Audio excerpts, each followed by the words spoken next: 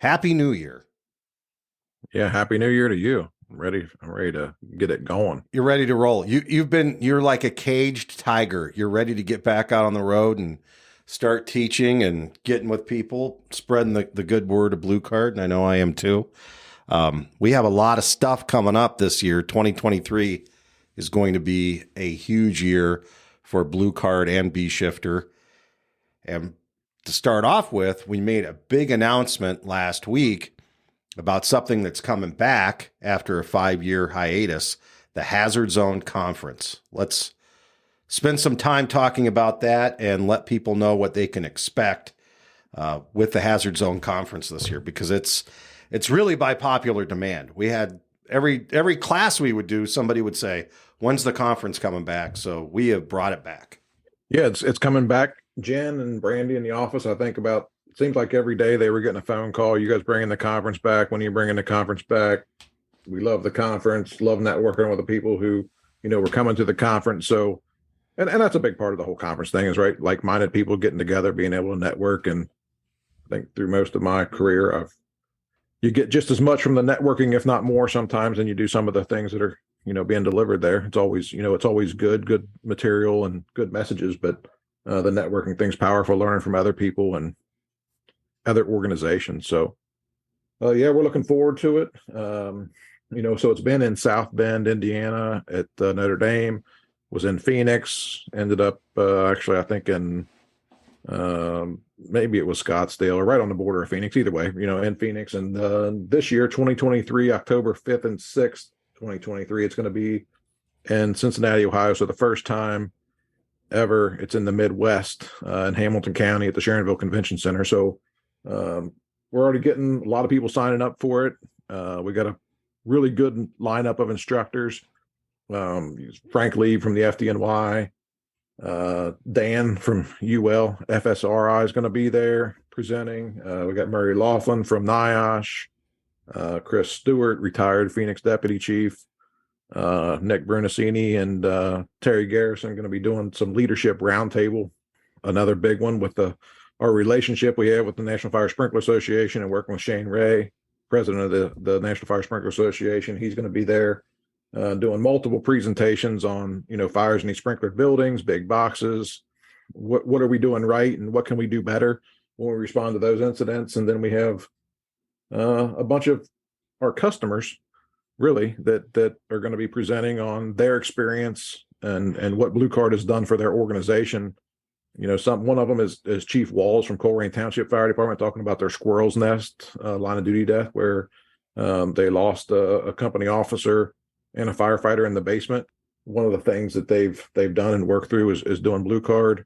We're going to have some guys there from Cobb County talking about some of the events that they've responded to and how they have rolled out and how they're using the Blue Card system and helping them to make decisions. And some of the stuff they're going to do is really focused on like the tactical boss piece of the value of having the tactical boss there and that person forward that kind of can see it a little bit better and help to build out the organization, really so that we can be a little bit more aggressive in some cases. And that's going to be one of the pieces with that.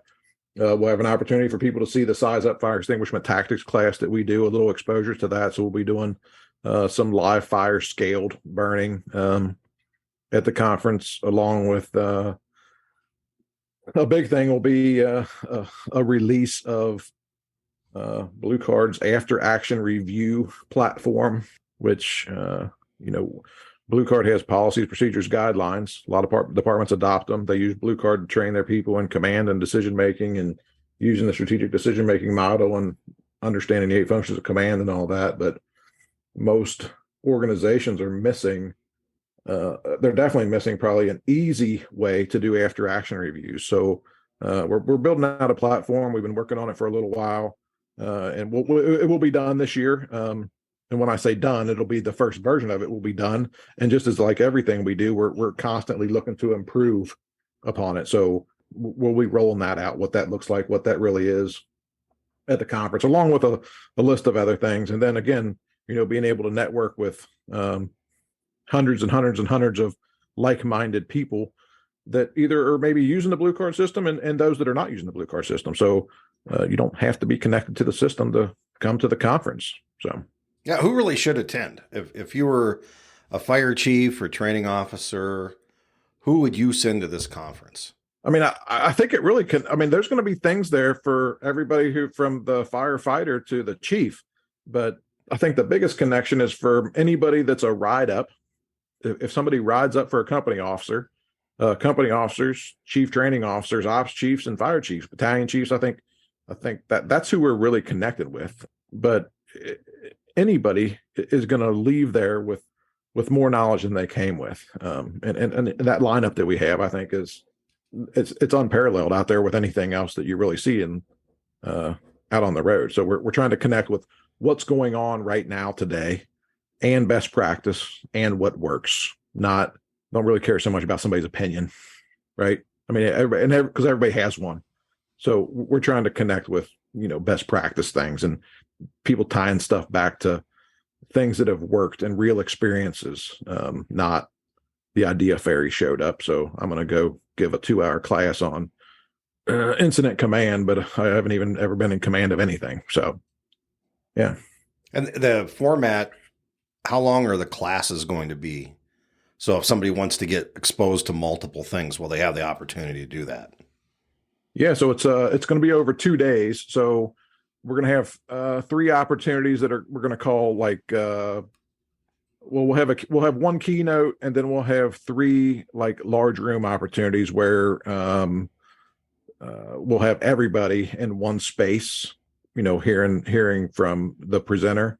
And then we got 14 other 1-hour breakout sessions scheduled over that 2-day period. Somebody who comes to that, they're not going to be able to see every single thing, but they'll be able to pick what they want to go to and what they want to see. Excellent. Well, there's not a better deal going than this right now, too, because until April 1st, if you register before April 1st, it's $415. Plus, everyone gets a free Blue Card subscription, and that's transferable, correct? Yeah. So when you sign up for the conference, as soon as you sign up for the conference, you get a coupon code. So anybody within an organization can enter that coupon code one time, transferable to whoever. And that's a $385 value of, if your organization was going to put people online for $30 more, you can get the online and send somebody to the conference. So yeah, and that's going to go till April 1st. And that's just, trying to make it feasible for people to send somebody to the conference if they're getting 2 things for one, really. To register, go to B Shifter. There's a banner near the top of the page, or you can go to our events page, click through there and get your people registered. And it is going to be great with hospitality too, because we're going to have some refreshments and lunch. And so a lot of that stuff is included. And you've got a pretty good idea on the hotel too. I mean, I think that's a good deal for a convention center hotel as well. So we do have a block of rooms for that. Yeah, so we got a block of rooms for at a Hyatt connected to the facility, and then right across the street at a Marriott. And then there's plenty of restaurants and other entertainment bars and so on, relatively close to it. And it's about 20 minutes from Greater Cincinnati Airport. So it's just a good spot in the Midwest. And we've never done anything, east of South Bend, Indiana. So a little further east. And well, we look forward to seeing everyone there. That's going to be good. It's been a 5-year hiatus. The last time we did it was 2017 and took a little break. And now it is back. So we are looking forward to seeing everyone in Cincinnati on October 5th and 6th at the Hazard Zone Conference. You mentioned the big box workshop.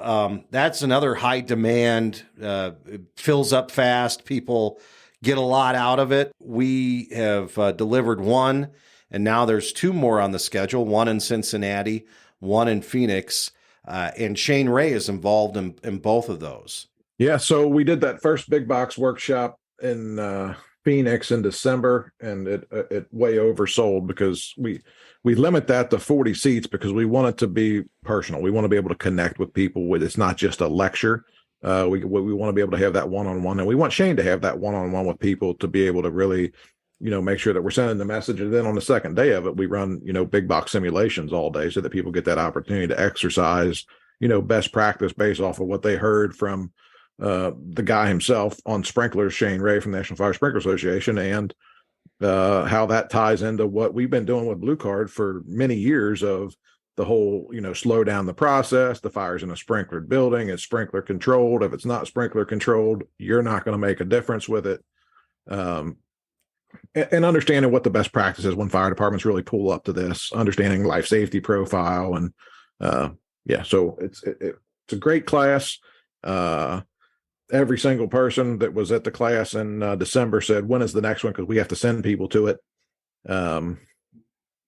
Nobody left there saying, well, I didn't learn a thing from that. Everybody that was in the room learned something about big box buildings, when things go good and when things maybe don't go so good. We got 2 of them scheduled right now. One in Cincinnati, April 17th and 18th, and the other one, May 31st, June 1st in Phoenix. And we'll likely have one more on the West Coast sometime in the fall. But we'll probably only do 3 of these classes this year. So we're really happy to be working with the National Fire Sprinkler Association and Shane on everything that they're doing and how we can connect with them to make sure that fire departments all across the country are responding to these buildings and responding to them appropriately. And the best way to figure that out and learn from other people's experiences and really learn of what is the sprinkler system really there to do and how does it work, and what should the fire department do when we get there, and what should we not do when we get there. So if you're interested in that, you can go to bshifter.com, and the registration's open for both those classes. There are already quite a bit of interest, and people are already registering. Just opened up yesterday. So if you're interested, go to bshifter.com. You can sign up there. And then also on bshifter.com, the rest of the 2023 Train the Trainer schedule is out. So we've got a number of classes in Phoenix and then a number on the road. Let's talk first about the Phoenix classes. We have a number of them, but those will fill up fast. Yeah, so right now, I think we got 11 classes scheduled, and we got 26 classes scheduled for 2023 right now. We got seven pending classes we're just waiting on dates for, and we're booked up right now until beyond August. So if you're looking to host a train and trainer class in your region, reach out to me, and we'll try to figure out how we can get that on the schedule. But the Phoenix classes fill up relatively quickly. January's full. I think there's maybe 1 seat left in March, and then beyond that, there's some seats available. Just like most of the time, it is hotter than hell in Phoenix in July and August. So we will not be doing trainers in Phoenix in July and August. But we'll keep working on the road everywhere, but we won't have classes there then. Our air conditioner just can't keep up with it. Yeah, you put a bunch of firemen in the training room, and it's 115 degrees outside. It doesn't. Yeah, it's a challenge. So big schedule there. So go to bshifter again if you want to check out the Train the Trainers. If someone wants to host, you mentioned contacting you, but what are you looking for out of a host? If somebody wants to bring a Train the Trainer to their region. Yeah, if somebody wants to host a Train the Trainer in their region, we require before we'll look at dates, we require them to come up with 8 students that are willing to commit to a class. So a minimum of 8, maximum of 12. We need a facility that'll accommodate those 12 people with a couple breakout rooms. So when we do simulations, other than that, that's it. And the price per student is the same, whether you go to Phoenix or whether you do it locally. So if you're looking to train multiple folks, it could save you a chunk of money with not having to do travel.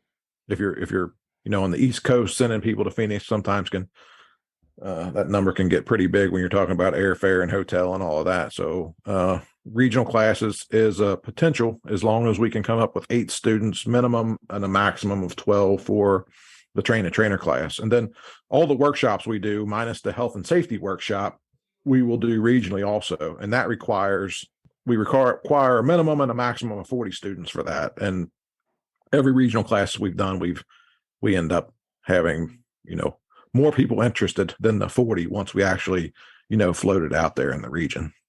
So for those, you can either call our office, or we'll have Josh's email in the show notes. As always, you can drop him a line. He can give you some more information about all the stuff we're talking about today. And then the other big thing that we continue to get a ton of interest in every time we post it or have a class is safety. For those that don't know what safety is, can you explain the concept of the class, the prop, and the training? Yeah, so the safety class, we rolled it out 5-6 years ago, maybe 7 years ago now, the actual safety class.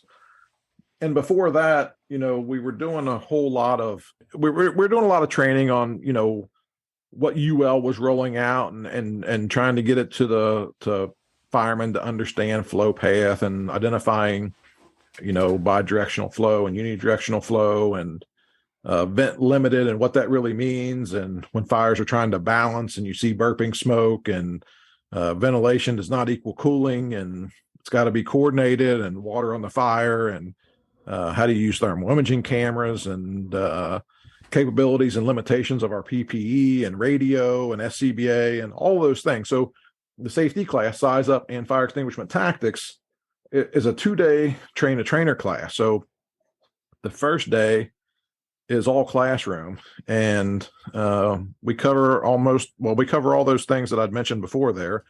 And then the second day is the people from your organization that are going to use the prop.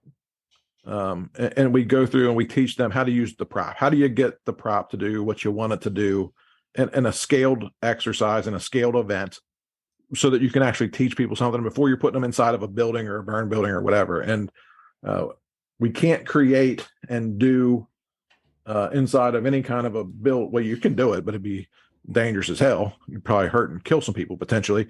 You can't do inside of a burn building or Connex boxes what you do with the Class A combustible prop. So it's kind of like the Palmer's house, but it's a steel prop. It's lined with paginite and reusable. So instead of building a bunch of Palmer's houses, you can one 4x8 sheet of OSB, you can get about 6 burns out of it, and the burn lasts about 15 minutes. So every 15 minutes you could do another burn. And if you're anybody who's built enough Palmer's houses, which is why we did this whole metal prop many years ago, is got tired of building wood props. And so anyway, the trainer thing, you get all the curriculum, you get all the classroom material from the day one piece, everything that I talked about, identifying flow path, understanding thermal imaging, water on the fire mentality, ventilation does not equal cooling, some fire science stuff, bringing it down to the fireman's level. What do they really want to understand and know? And then they keep the prop. So if they're interested in that, they could reach out to us. I know, John, you get a bunch of them today with some of the videos that we've posted on Las Vegas burning the prop, and some of the other people burning the prop. So we'll send you a flyer or provide you information if you're looking to do something with the safety program. And we really did that because Blue Card isn't the Blue Card program as far as the 8 functions of command and command piece of it. We don't really get into tactics and all of that because it sidebars the whole class. So we saw that void. So that's where the whole safety class came from, is getting it's the next piece of you're telling me to evaluate critical fireground factors, but in the classroom you didn't want to talk about all the factors of some of the critical fireground factors. So the safety part is that next piece of what does all of that really mean? And then getting into, like I said, some of the equipment and PPE and capabilities and limitations, and water on the fire is always good. I've asked the question a few times to fire science people. I said, can you ever tell me one time putting water on the fire is bad? And they lock up. And they're like, no, I can't tell you. I think it's good. I think it's always good. So that's what that program's about.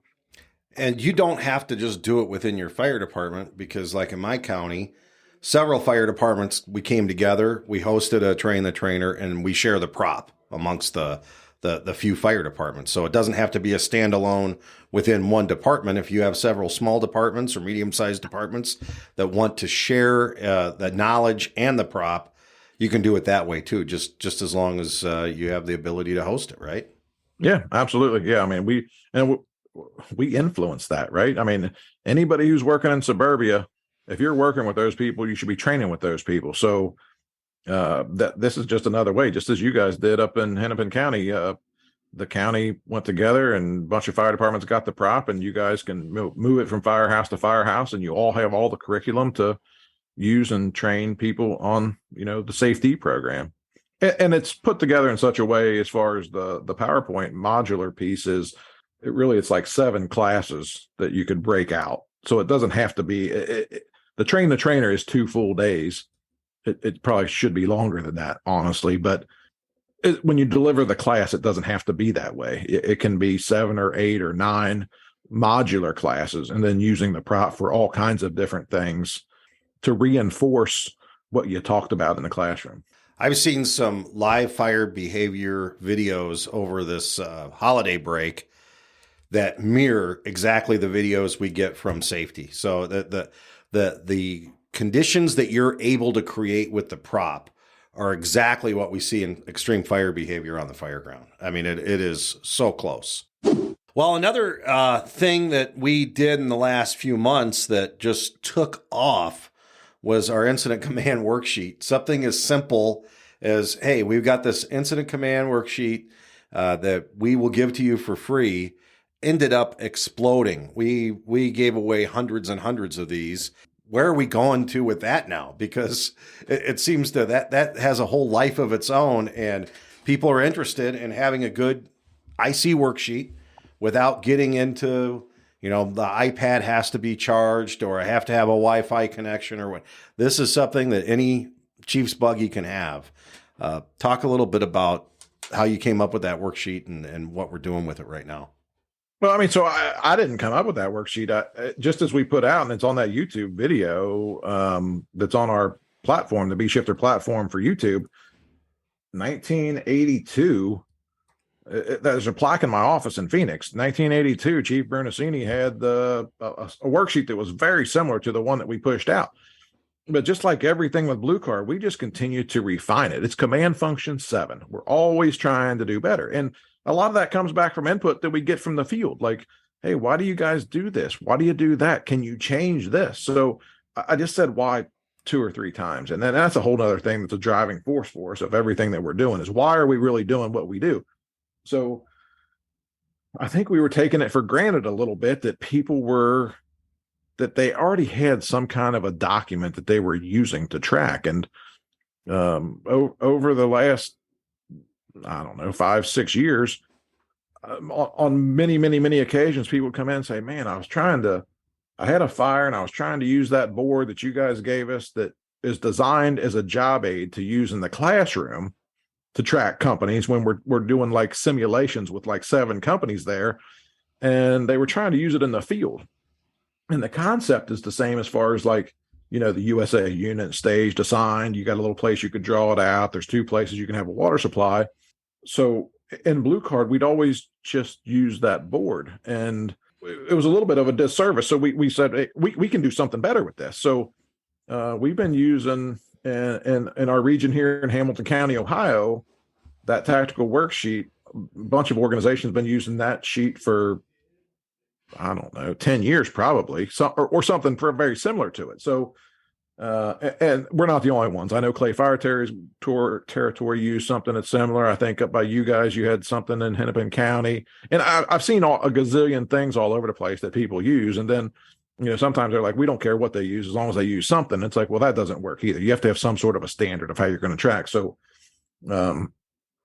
we just pushed out that strategic IC worksheet, like John had said, for free. And I think he did I think he's missing a 0 on there, because it seems like we sent out over 1,000. Like it was every day for a while. Request. Will you send it? So we were sending out that sheet. And then, I was sitting there thinking, it's like, well, we sent out this sheet and people need to understand how to use it. So, that was the next piece. So we put together a little 5-part series on how do you manage this strategic IC worksheet. So we put it out there as a Word document. If you're a Blue Card user and you have an instructor, it's in a download center. If you're not connected to Blue Card in any way, shape, or form, and you're interested in what we're doing with it, just reach out to us, connect with John, or I will send you the worksheet, and we'll send you the link to the YouTube site that is our B Shifter YouTube site that has the 5-part tutorial on, using that worksheet. And it's modifiable, so you can make it fit your region and what you need to do. And I mean, the best part, firemen love nothing more than something that's free. So it's free document, free training, and you can do with it, what you want to do with it. So if you're interested in that, reach out to us. We'd be more than happy to share it with you and direct you towards where that training's at also. As a matter of fact, if you send us an email in the link in the show notes, we'll just send you back a Word document that you're able to modify. So you can put whatever your power company is or whatever special types of resources that you might have within your department. You can modify it, and we'll send you the Word document. All we need is your email, and we'll send it back to you. And yeah, that it has been well over 1,000, come to think of it, because it really got the attention of people. And I think one of the things for us is I would start off by myself as the IC, filling out my own tactical worksheet. Then I'd get a support officer, and I might hand that tactical worksheet over to the support officer, and they can't make sense if we don't have a standard way of recording what I put on there. You should be able to hand that sheet to anybody within your command team, and for them to be able to decipher what you're tracking, how you're tracking. So that's really why you having a standard that your department follows on how your command worksheet is filled out is so important, because command is one person, but you have several people on that team that sheet can get passed around to, and then after the fact, everybody knows what it says too, because it could help you with your after action review. Yeah, and so I mean that's another piece of the after action review we're working on, is that an organization will be able to take their strategic IC worksheet and actually evaluate how well, listening to the radio traffic, how well did the IC do actually tracking all of those things. So we have it's on write in the rain paper typically is what people do with it, and then writing with a dark leaded mechanical pencil so that it's there. If you needed to really erase something, you can, but the ink pen thing is always a challenge, whatever. And then the dry erase thing, on more than one occasion, I was on a dry erase board and erased something or lost something, or, something got spilled on it, or I handed it to somebody or whatever, and you lose it. So the old pen and the old pencil and paper, it's there. So. And that takes us to the next level, that division boss accountability that has really gotten a lot of attention lately too, because we've started revisiting that within the classes. In the class, we have a board that we use as a learning tool, but really out in the field, that board isn't very efficient to use. So we've come up with some other ways of doing our division boss tactical level accountability. Yeah, so two things. One, that the whole division boss class, that's a whole nother thing that has taken off, and that we've seen throughout my entire career that it was missing. What is the tactical boss's job? What's the job description? What do they really do? How do they dress? Them staying in their lane, communications, all of that. And then the accountability piece of it is a whole nother level of everybody can manage. Everybody says that they can manage something until they can't. It's like strategic ICs. I ask strategic ICs all the time. How many companies can you manage on a house fire? 7. Okay. Well, I'm glad that you read some kind of NIMS document that said, 3 to 5 or 5 to 7 or whatever. But, that's all relative and to what's going on and their experience and training and whatever. So, the more stress that they're under and the more the shit that's happening, the less that you can really manage. And, that's not us. That's the whole psyche medical field that tells us that the more shit's happening and the more stress you're under, the less that you can actually remember and manage. So one thing with this whole tactical accountability board is in Blue Card, we use the passport system just as a whole lot of organizations use. So the tactical boss has to have a way to track and manage status changes of companies. And, doing it in your head is not the answer, because you got it until you don't. And then when you don't have it, you got a whole nother problem. So we came up with we're on the third version of it now, actually, a board that is, relatively small, like 5 by 9 inches, that you can track companies on the inside and companies on the outside. So it's red on one side with a few little reminders of the companies that are on the red side are in the IDLH and our focuses. And it seems very stupid, but put water on the fire, right? But when you put water on the fire, it just makes it better. And then on the yellow side is the companies that are in the on deck position or in the warm zone. So there was some reminders on there about what is on deck, what are we really doing with those people, making sure we got the air transfer stuff forward. And on each side of that, there's really the capability that you could put up to 4, 5 passports on each side of it, which is getting right to the limit, or maybe beyond the limit, of a tactical boss that's forward and, alpha or on the 10th floor of a building managing, as the division boss on a mid-rise or whatever. So it also has plenty of room that you can write and do some air management stuff, because we see that as an ongoing problem that, we go to a big box incident and people say, well, air management doesn't matter. Well, because you come out of a house and your viber alert's going off, but we shouldn't be doing that either. So, we've been talking more and more about the whole NFPA standard on air management. And what does that really mean? And so we're trying to tie all of that together. So the tactical level boss, the board does a few things. One, it's the accountability piece, tracking the passports. It lets us track maybe what color hand line they're on, which is a whole nother level of accountability when it comes to why we're really setting up a system for if something goes wrong. If somebody says Mayday, Mayday, Mayday, and I know that I'm the tactical boss, what floor they were on, because I see this passport and this is where they were assigned and what hand line they went in on. And I can use the company from the outside when they need some sort of a resource to say, hey, engine 17 was on the 3rd floor. They're on the orange hand line. Follow that line. They should be in the area of that. Is a whole lot better than sending somebody on the just go, on the suicide mission, as we said 20 years ago when we were first teaching RAT. It's not a suicide mission. Like, this has to be a managed, organized approach. So I got a little sidebar there, but yeah. So the tactical boss piece, we're doing that division ops class. We're actually going to Charlottesville, Virginia next week. That class is full. I think we got 2 other ones scheduled right now. So in that class, we do all kinds of division ops at multiple different building types and go through the SOP and what does that really mean? And if you're the division boss, what is that? And if you're the support officer, the embedded safety person for the division boss, what does that mean? And what is that job description? And then people actually get trained on it. So, yeah, it's just another thing that we've, doing. We just continue to refine the program to make it better, just like our industry is changing and just like everything around us is changing. We continue to change when we need to and for the better.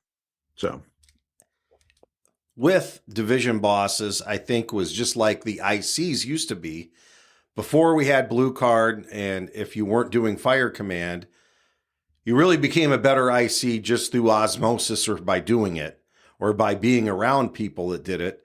And that was very hit and miss. There was no consistency to it. And that's kind of the same way I see the division boss thing is we didn't really have a set plan for division bosses until now. Now we have a set plan. We have the work tools that you would need within the division, and we have a standard on how the division boss should work and what their job duties are, whether they're by themselves or they have an embedded safety officer. So head and shoulders above where we were just a few years ago. And, we're people who talk about command every day, and we weren't thinking about that. That was just another big missing piece. So glad it's here now because it's really benefited us. And it's not nothing new.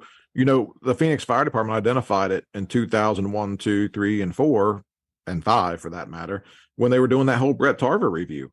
That slide from the Brett Tarver review, when it says the Phoenix Fire Department tactical operations piece, every single thing on there they had as red that they weren't doing it.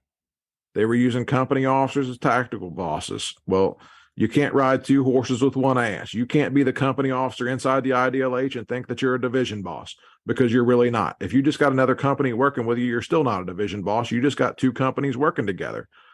A division boss works in the warm zone. So, I mean, that was a piece of it. But the number one thing that was on there is you never told us what you really wanted us to do. We were a command officer. We rode around this car, and then you'd put us sometimes forward, but nobody knew what the job really was. So they identified, hey, here's what the job description is, and here's this embedded safety piece, and we're not going to have safety officers just running around, really causing more problems on the fire ground than helping. So they got that whole piece embedded.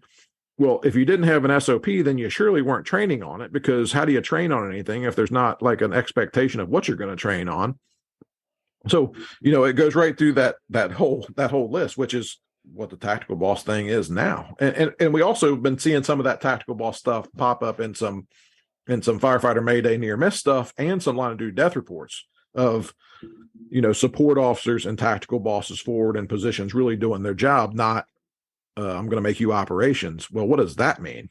Because they go anywhere, they go everywhere. They're wearing their white shirt, they got a helmet on, and it's like, what are they really doing? And they're not tracking anything. They're making decisions in real time based off of just what they see, but there's no forecasting, there's no tracking, there's no real assignment. It was a reactionary process. So we want it to be, forward thinking and helping the incident along, and organizing it in a way that makes it safer, but also really lets us be intelligently aggressive of, let's solve this problem. You give me a fire department that's organized and trained, and I will outperform any fire department out there any day of the week that just wants to show up and just do whatever they want to do, because we're firemen. Another thing that we're very excited about this week that is rolling out, actually rolled out yesterday, is the B-Shifter Buck Slip. The B-Shifter Buck Slip is going to be sent directly to anyone who wants to subscribe. It is absolutely free. It's another free deal that we're doing. It's got magazine articles in it that will end up being in B-Shifter Quarterly at the end of each quarter, but you'll get them first as a Buck Slip subscriber before it even hits the magazine. You'll get it in a timely way. And every time we send it to you, there'll be a usable training in there that you can pass on to other people. Also, we'll keep you up to date on what's going on with B-Shifter and Blue Card. If you'd like to subscribe to that, again, it's email based. We'll send it out once every couple of weeks to you. All you have to do is go to the show notes and sign up for it. Give us your name and your email address, and we'll send it to you. We will not sell your information to anybody. Josh and I talked about, you sign up for something somewhere and you end up getting, for the rest of your life, information about nitrile gloves or whatever else. We're not going to do that to our people. So if you sign up for us, you're going to get our stuff. We're not going to sell your info to anybody. And more importantly, it's going to be good information. So whether you're a Blue Card department right now or not, it will be applicable to you. So the one that came out yesterday, we're talking health and safety, because this week is our health and safety conference in Phoenix. We're going to be out there with Frank Lieb and a host of professionals that are dealing both with cardiac, cancer, and mental health issues in the fire service. So we talk about that this week. So, we'll have themes here and there, and we'll just keep you connected to everything that we're doing with B-Shifter. So to get the B-Shifter Buck Slip, make sure you sign up for it if you're not getting it already. We'll automatically send it if you're a Blue Card IC, so you don't have to sign up for it right now if you are a Blue Card IC. But if you'd like to pass it on to other people, or you're not, or you want to make sure you're on the list, just go to the show notes, click the link to sign up, and we'll get you signed up, and we'll get it into your email box when we send it out. Do you have anything else, Josh? Yeah. So just one quick thing is, I'm not sure if they've posted anything on it for sure or not yet, but of what the timeline is. But if you're looking for that funding source to either start Blue Card, maintain Blue Card, the safety program, putting together CTC in a box, hosting workshops, Mayday work, whatever it is, AFG grant process,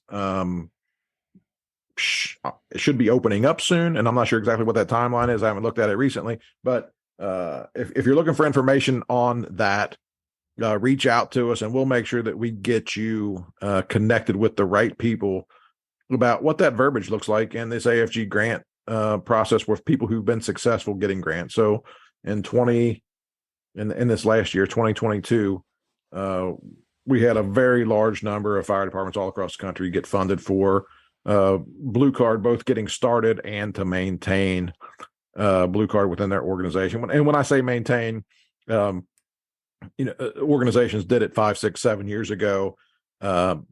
But every year, people are retiring, people are getting promoted, new engine operators or whatever it is. So that's what I'm talking about. They're getting funded year after year after year to keep their people trained and certified in the Blue Card Command program.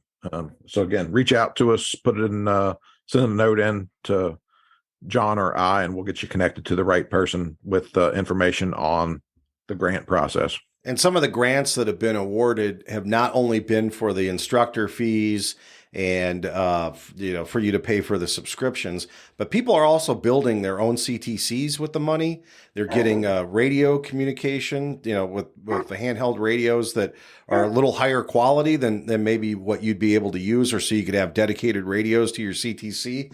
People have gotten flat screen TVs so they could actually project what they have. So CTC in a box, all of that you can get through the grant. So we have some very successful grants that have been for major metropolitan areas and the most rural fire departments out there and everything in between. So reach out to us and we'll help you out getting some information on that. And we were having that discussion in the office today, Josh, because the direction and their priorities have changed a little bit. It looks like this is still going to be a high priority. They keep sliding the date when it's going to be open and closed, but the information for AFG is out there right now. If you go to FEMA's website and click on the AFG grant, they do have the direction up as far as what they're going to fund, and people can start doing that right now. All right, my man. Well, good talking to you. I'm looking forward to 2023. It's exciting that we have all this stuff going on. I mean, we are going to be out hitting it hard and, starting new things like the buck slip, like the conference coming back. And then we're also going to continue to support everyone who's doing Blue Card with continuing to refine the program and the process, as Josh said.